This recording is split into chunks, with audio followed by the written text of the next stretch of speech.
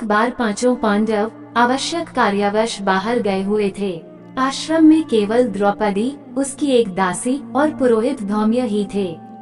उसी समय सिंधु देश का राजा जयद्रथ, जो विवाह की इच्छा से शाल्व देश जा रहा था, उधर से निकला। अचानक आश्रम के द्वार पर खड़ी द्रौपदी पर उसकी दृष्टि पड़ी और वह उस पर मुग्ध हो उठा। उसने अपनी सेना को वहीं रोककर अपने मित्र कोटिकास्य से कहा, कोटिक तनिक जाकर पता लगाओ कि यह सर्वांग सुंदरी कौन है। यदि यह स्त्री मुझे मिल जाए तो फिर मुझे विवाह के लिए शाल्व देश जाने की क्या आवश्यकता है। मित्र की बात सुनकर कोटिकास्य द्रौपदी के पास पहुंचा और बोला, हे कल्याणी, आप कौन हैं? कहीं आप कोई अप्सरा या देवकन्या तो नहीं है? द्रौपदी ने उत्तर दिया, मैं जग विख्यात पांचों पांडवों की पत्नी द्रौपदी हूँ। मेरे पति अभी आने ही वाले हैं, अतः आप लोग उनका आतिथ्य सेवा स्वीकार करके ही यहाँ से प्रस्थान करें। आप लोगों से प्रार्थना है कि उनके आने तक आप लोग कुटी के बाहर विश्राम करें। मैं आप लोगों के भोजन का प्रबंध करती हूँ। कोटिकास्य ने जयद्रथ के पास जाकर द्रौपदी का परिचय दिया।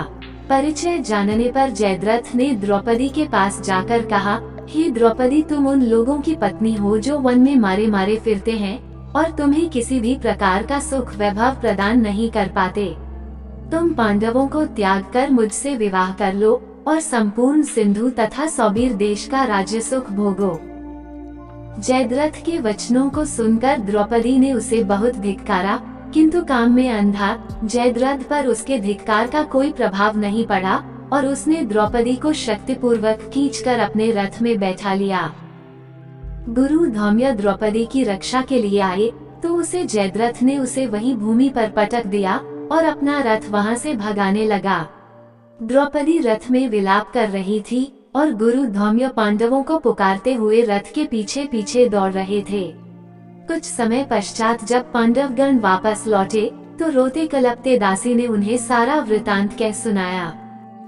सब कुछ जानने पर पांडवों ने जयद्रथ का पीछा किया और शीघ्र ही उसकी सेना सहित उसे घेर लिया।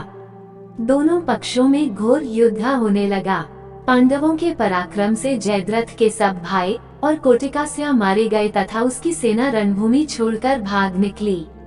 सहदेव ने द्रौपदी सहित जयद्रथ के रथ पर अधिकार जमा लिया। जयद्रथ अपनी सेना को भागती देखकर स्वयं भी पैदल ही भागने लगा। सहदेव को छोड़कर शेष पांडव भागते हुए जयद्रथ का पीछा करने लगे। भीम तथा अर्जुन ने लपक कर जयद्रथ को आगे से घेर लिया और उसकी चोटी पकड़ ली। फिर क्रोध में आकर भीम ने उसे पृथ्वी पर पटक दिया और लात घूंसों से उसकी मरम्मत करने लगे। जब भीम की मार से जयद्रथ अधमरा हो गया तो अर्जुन ने कहा, भैया भीम, इसे प्राणहीन मत करो, इसे इसके कर्मों का दंड हमारे बड़े भाई युधिष्ठिर देंगे। अर्जुन के वचन सुनकर भीम ने जयद्रथ के कशों को अपने अर्धचंद्राकार बाणों से मोड़कर 5 चोटी रख दी और उसे बांधकर युधिष्ठिर के सामने प्रस्तुत कर दिया। धर्मराज ने जयद्रथ को धिक्कारते हुए कहा, रे दुष्ट जयद्रथ, हम चाहे तो अभी तेरा वध कर सकते हैं, किंतु बहन दुशाला के वैधव्य को ध्यान में रखकर हम ऐसा नहीं करेंगे। जा तुझे मुक्त किया। ये सुनकर जयद्रथ कांतिहीन हो लज्जा से सिर झुकाए वहां से चला गया। वहां से वन में जाकर जयद्रथ ने भगवान शंकर की घोर तपस्या की।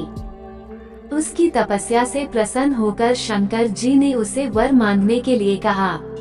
इस पर जयद्रथ बोला, भगवान, मैं युद्ध में पांचों पांडवों पर विजय प्राप्त करने का वर मांगता हूँ। इस पर भगवान शंकर ने अपनी असमर्थता प्रकट करते हुए जयद्रथ से कहा, हे जयद्रथ, पांडव अजेय हैं और ऐसा होना असंभव है।